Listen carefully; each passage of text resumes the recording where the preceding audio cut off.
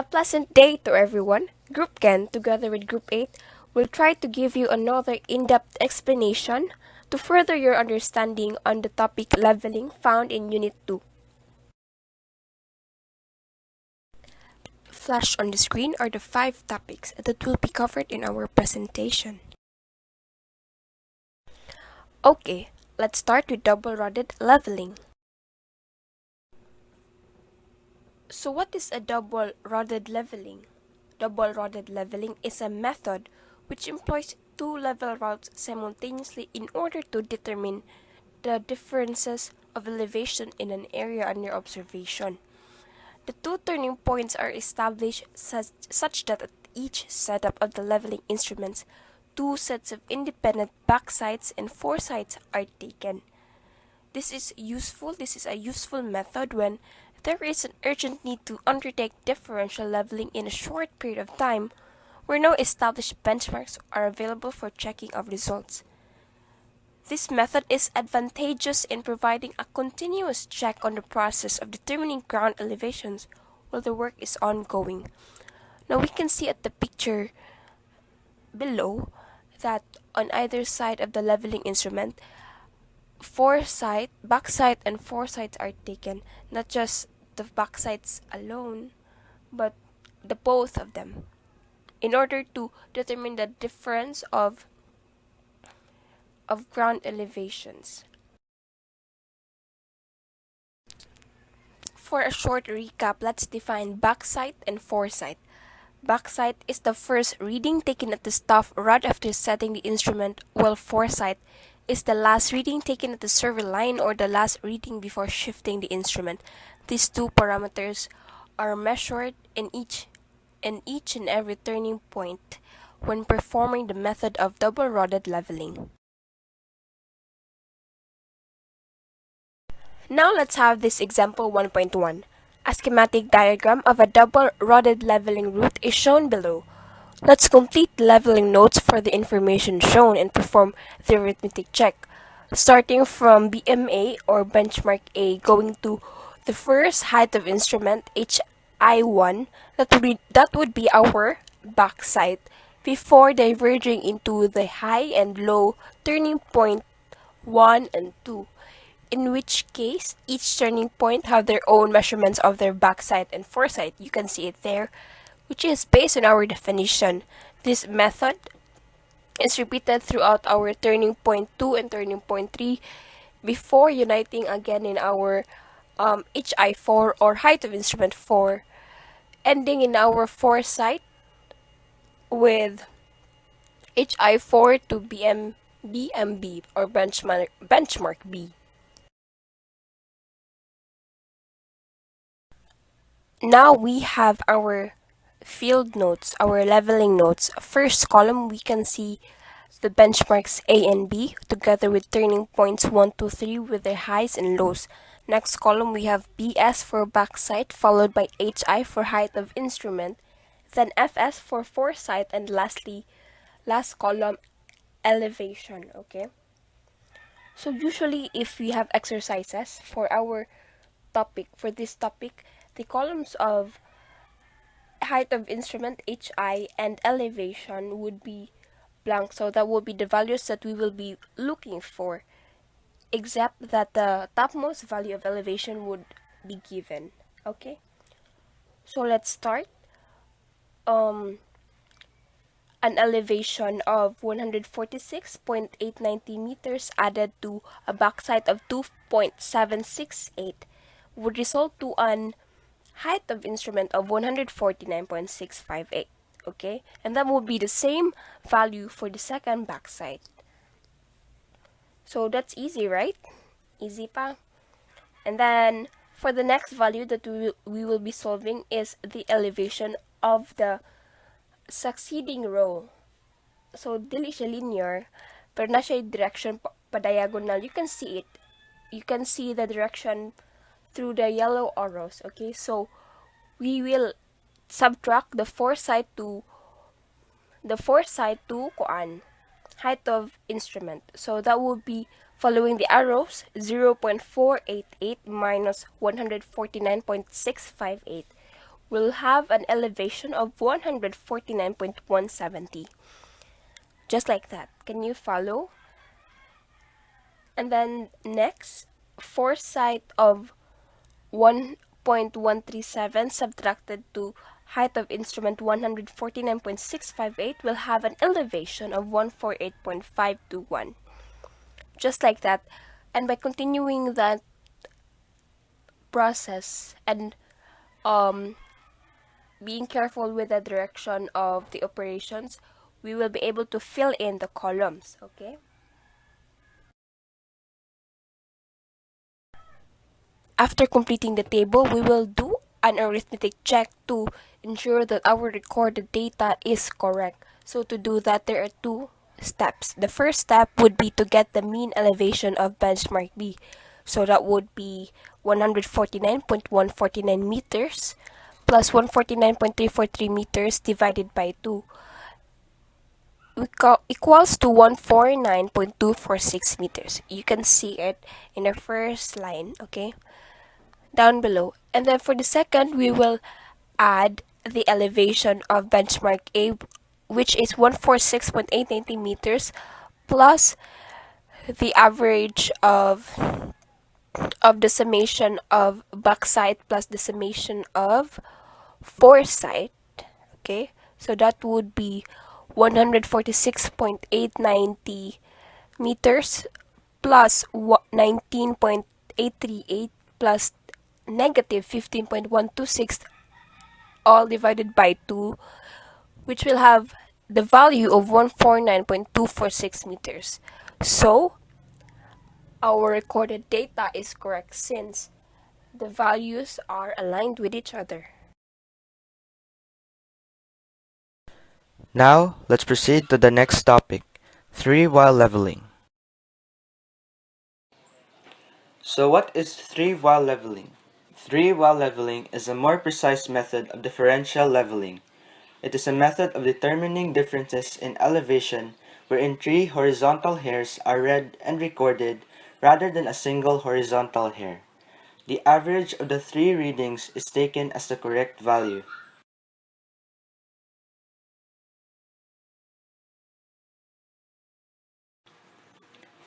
In order to understand 3 while leveling, we need to visualize it by identifying its parts.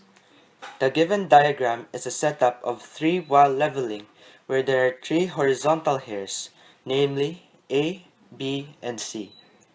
A is the upper stadia hair reading, B is the lower stadia hair reading, while C is the horizontal intercept or the difference between the upper stadia hair reading and the lower stadia hair reading.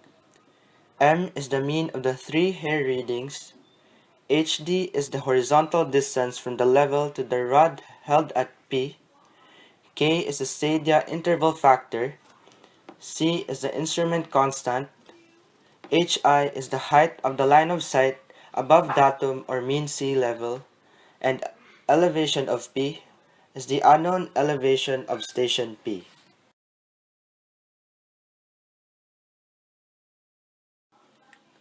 Identifying its parts helps us in solving for the differences in elevations.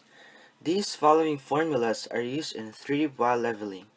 For the stadia intercept, we have A minus B. For the mean, A plus B plus C divided by 3. For the horizontal distance, KS plus C. And for the elevation of P, HI minus M.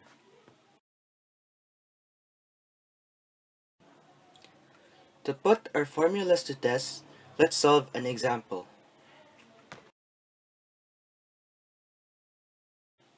So the first thing we need to do is to get the mean. So we can get the mean by the formula A plus B plus C divided by 3. So for the BM1 or the benchmark 1, we have 1.152 plus 0.935 plus 0.718 divided by 3 is equal to 0.935. So the formula applies to all the means.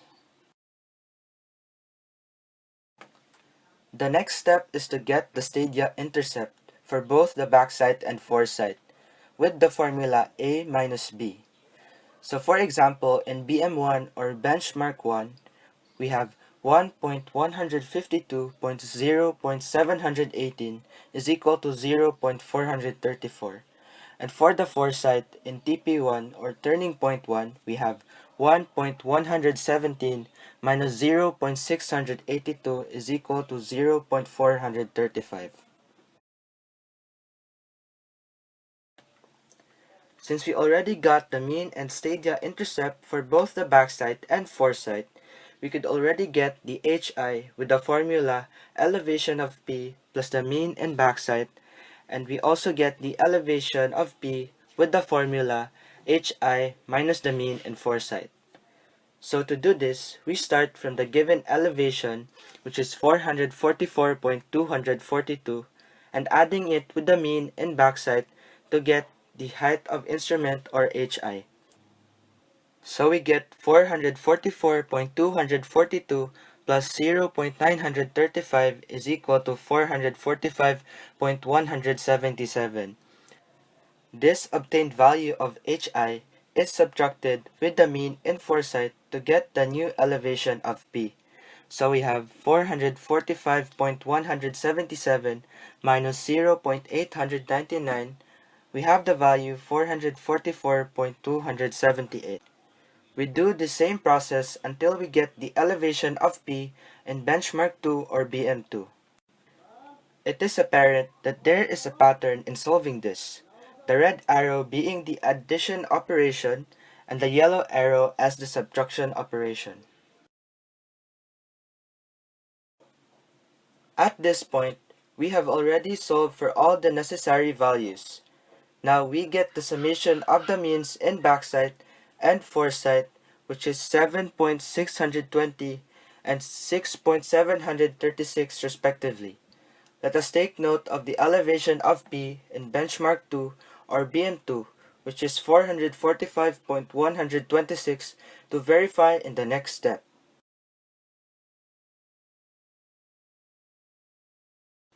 Arithmetic check. This next step is crucial in determining if we have reached the correct value of the elevation of P for benchmark 2 or BM2.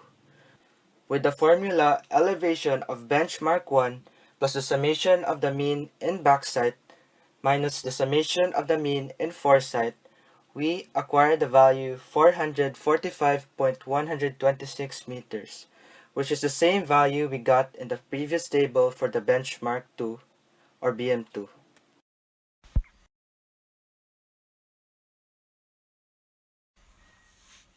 Curvature and refraction. For long sights and accurate leveling work, the effects of curvature of the earth and refraction of the line of sight shall have to be taken into consideration. Due to curvature, the points appear to be lower than they actually are, while due to refraction, they appear to be higher than they actually are. The effect of curvature being greater than of refraction, the combined effects causes the points to appear to be lower than they actually are.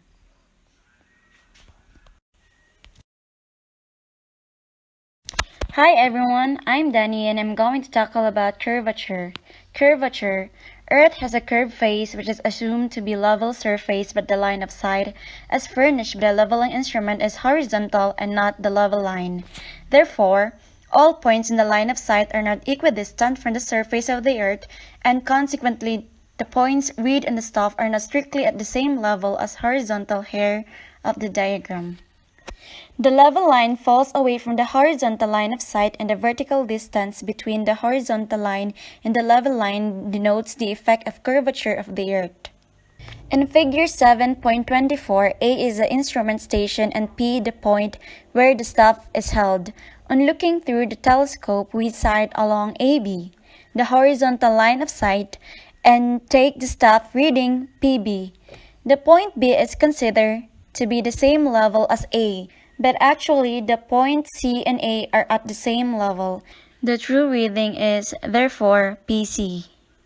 The difference BC between the observed and through staff readings denotes the error due to curvature of the earth, which may be determined as follows.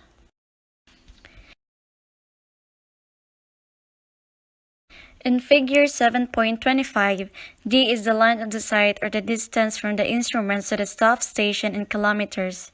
BC is the area due to curvature. O represents the center of the Earth, and R is the radius of the Earth. By geometry, BC times BE is equal to BA squared, or BC open parenthesis is equal to CE close parenthesis equals BC squared, or BC squared plus BC times CE equals to BA squared. Since BC is usually very small as compared with the diameter of the Earth, and its square will still be much smaller and may therefore be neglected in calculation, BC times CE equals BA squared, or BC equals BA squared over CE equals D squared over 2R. Taxing diameter of the Earth as 12,742 kilometers, we get BC equals D squared over 12,742 kilometers equals D squared times 1,000 over 12,742 meters. So BC is equal to 0.0785 D squared meters.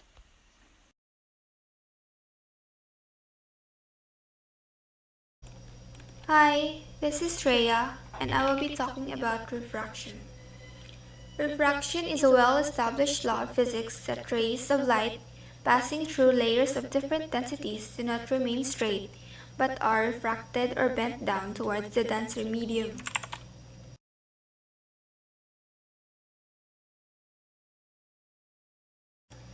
Consequently, the ray of light from the staff to the instrument is not straight as AB in figure 7.26, but it follows a curved path AD concave towards the Earth, as the nearer the surface of the Earth is denser than the upper layers of air. Under normal atmospheric conditions, arc AD may be taken as circular and of radius 7 times than that of the Earth. The effect of refraction is therefore 1/7 of that of the curvature, but is of opposite nature. Hence, the correction for refraction is additive to the staff reading. The refraction curve is irregular because of varying atmospheric conditions, but for average conditions, it is assumed to have a diameter about 7 times than that of Earth.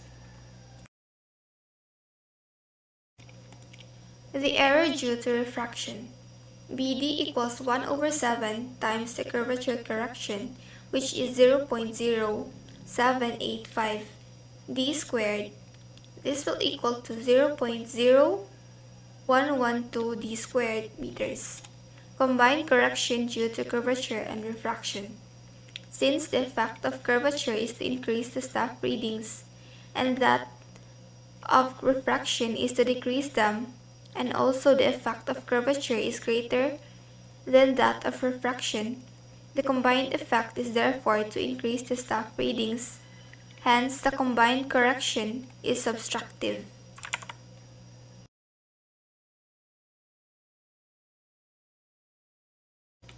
The combination of the Earth's curvature and atmospheric refraction causes the telescope's line of sight to vary from a level line by approximately 0.0785 minus 0.0110 or 0.0675 meter in 1 kilometer. This may be represented by a mathematical equation as follows. H equals 0.0675 K2, where H is equal to the departure of a telescope line of sight from a level line. M or K is equal to the line of sight. Kilometer 0.0675 is equal to the coefficient of refraction.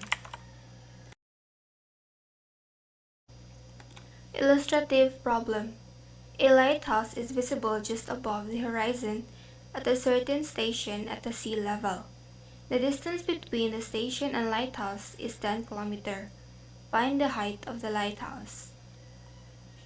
A is 0.675 meter, B is 0.0675 meter, C is 67.5 meter, and D is 6.75 meters. The answer is D. So the explanation is combined correction for curvature and refraction is given by 0.0675 t squared. Therefore, 0.0675 times 10 squared is equal to 6.75 meters.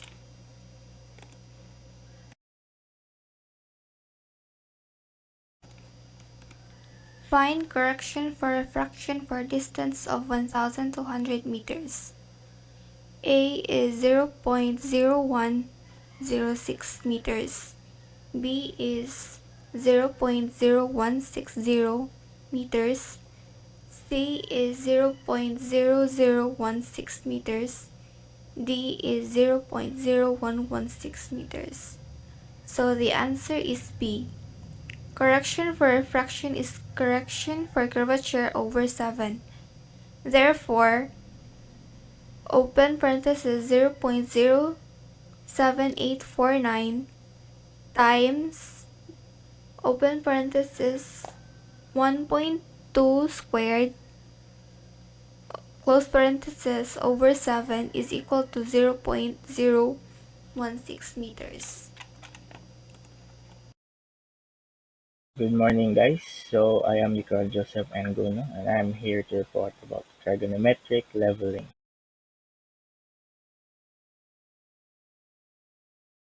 Trigonometric leveling. So what is trigonometric leveling and when to use trigonometric leveling? Trigonometric leveling is the process of determining the different elevation of station from observed vertical angle and known distance. You need to use trigonometric leveling when you deal with inaccessible locations or regions with highly steep or harsh terrain.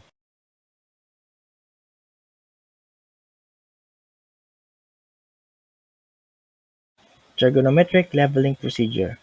In order to understand more about trigonometric leveling, first we need to identify and know its parts. So here is the diagram labeled with letters.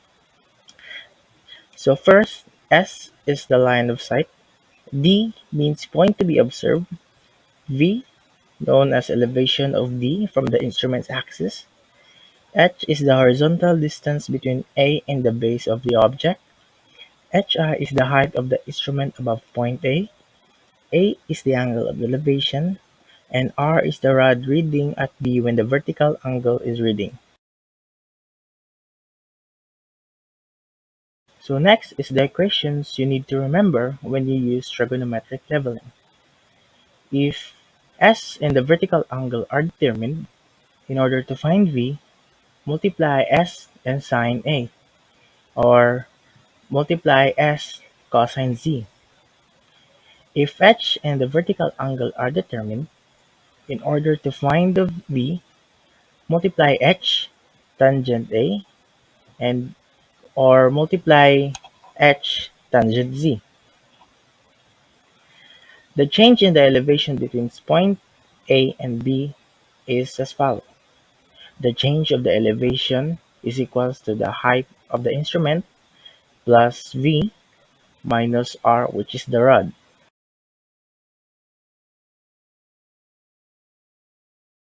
If the rod is made equal to the height of the instrument, then the two values is zeroed. Then the computations are simplified. Also, remember that these equations are only applicable when shots are longer taken at less than 1,000 feet.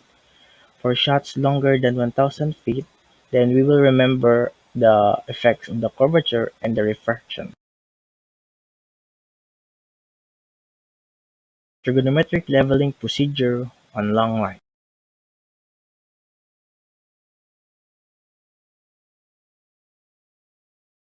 So here are the equations for the long lines. Assuming long sides are involved, the difference in elevation between points A and B will then be written as the change of elevation is equal to the height of the instrument plus V minus the rod plus 0.0675 times the height over 1,000 raised to the power of 2. The effects of the curvature and refraction can be eliminated if the vertical angle observations are made simultaneously at both ends of the line, such as points A and B. This technique is termed reciprocal vertical angle observation. When applied, it is no longer necessary to take into account the effects of curvature and refraction, and the correct difference in the elevation between 2 points is taken as the mean of the two values computed both ways. So, the change of the elevation is now equal to the height over 2 times tangent A plus tangent B, or the change of the elevation is equals to the line of sight over 2 times tangent A plus tangent B, where A is the vertical angle taken from A to B and B is the vertical angle taken from B to A. So we are done now about the topic trigonometric leveling. So here's a sample problem. So a vertical angle of 13 degrees 45 minutes is read to a target 1.23 meters above point B. The measured inclined distance is 823.29 meters. If the height of the instrument at A is 1.35 meters, determine the difference in elevation between A and B. So in order to understand more about the problem, we need to make the diagram. So here is the diagram in the sample problem. So this is the vertical angle, 13 degrees scaling at 45 minutes, and the target of the site, which is 1.23 above the point B, and the inclined distance S equals to 823.29. Sorry for the 2. And the height of the instrument at A is 1.35 meters. So now, we can determine now the elevation between A and B. So this is the solution on the sample problem. First, we need to convert the angle in minutes to degree form. 13 angle equaling at 45 minutes is equals to 13 degrees plus 45 over 60 degrees is equals to 13.75 degrees. Since we have now the angle, we can now solve for V. The formula of V is equals to S times sine A, which is equals to 823.29 meters times sine 13.75 degrees, which is equals to 195.68 meters. Since in the problem it is already stated the height of the instrument and the height of the rod from D to B, we can now find the difference of elevation of points A and B. The formula of the difference of elevation is equals to height of the instrument plus V minus the rod, which is equals to 1.35 meters plus 195.68 meters minus 1.23 meters. So the final answer is that the difference of elevation of points A and B is equals to 195.8 meters.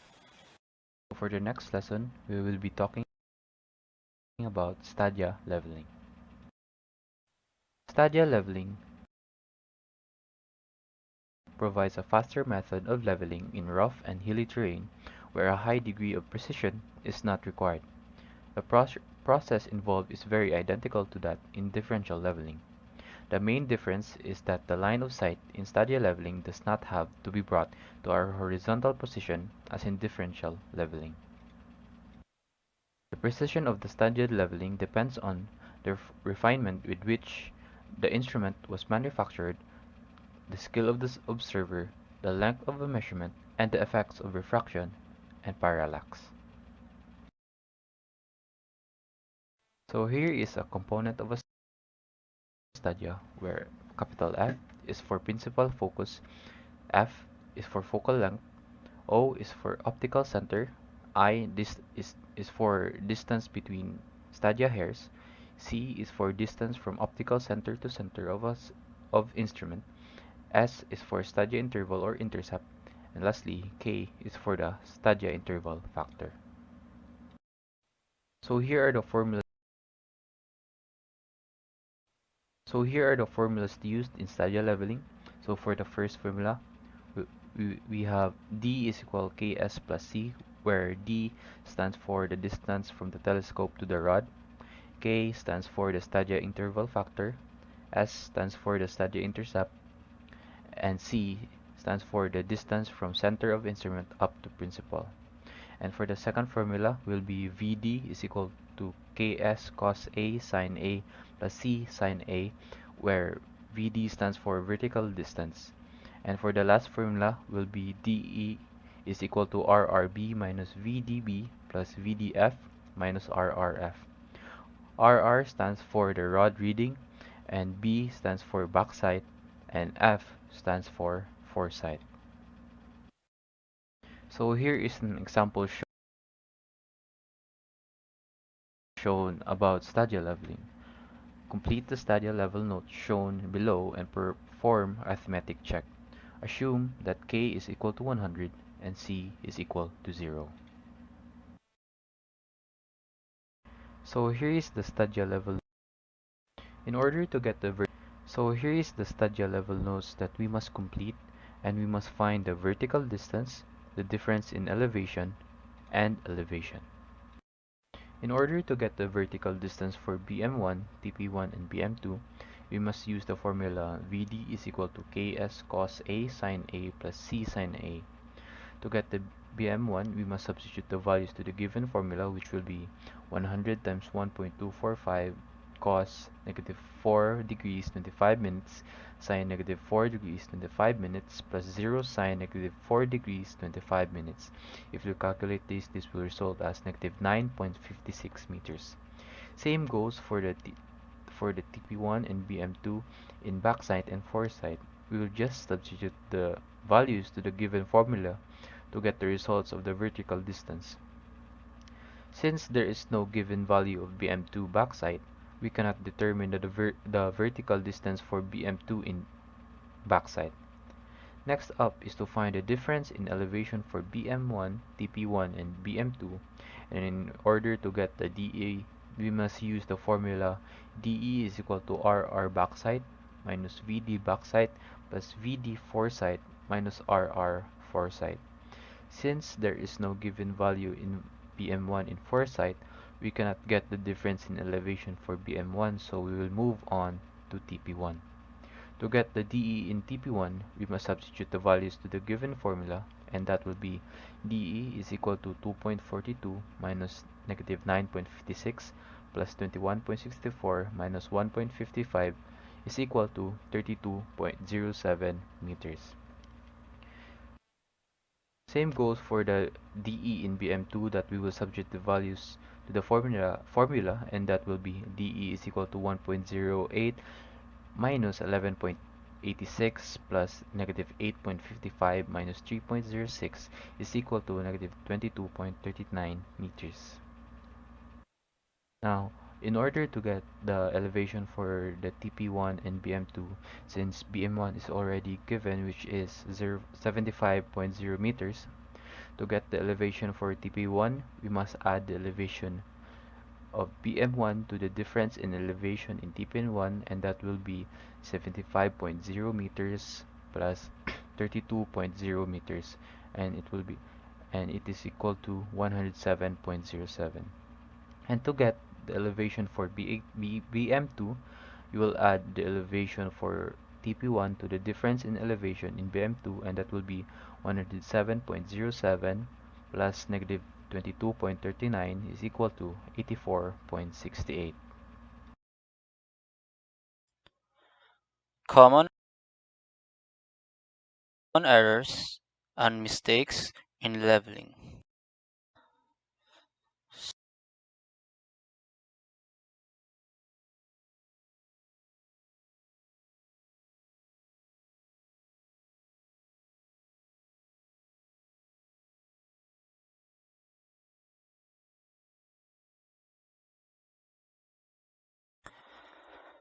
So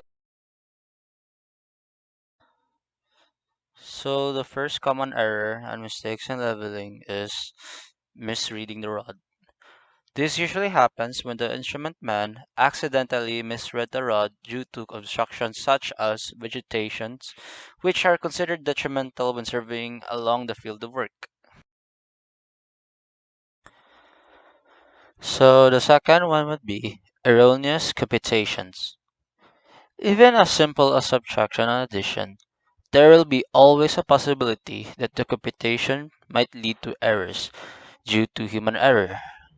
That is why it is important to check every now and then in order to maximize the accuracy of the data and ensure validity of the results.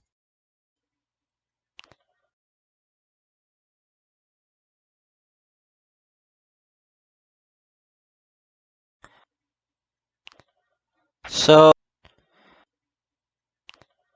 so the third one will be rod not fully extended. This mistake happens when the instrument man doesn't properly install the rods into position. It is important that the rods are always extended to get the right measurement, which is why the rod should always be fully extended when doing the survey work. So the fourth one would be incorrect recording. This is a common mistake during the field of work as some readers tend to forget or left out some important details. Therefore, incorrect values are present in the recordings, which would lead to confusion and unnecessary delay in the field of work. In order to avoid this mistake, the reader should recheck his or her recordings to prevent backtracking. Also, it is important that the recorder knows what he or she is doing, understands the process of leveling very well.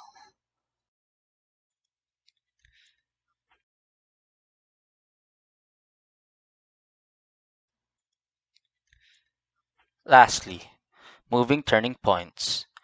A mistake that usually happens when the rodman carelessly or accidentally move the turning points out of place, which leads to problems correlating with the leveling work. To prevent this from happening, the rodman should always stabilize the turning points through marking the position of the rod using indicators, such as a crayon or a chalk.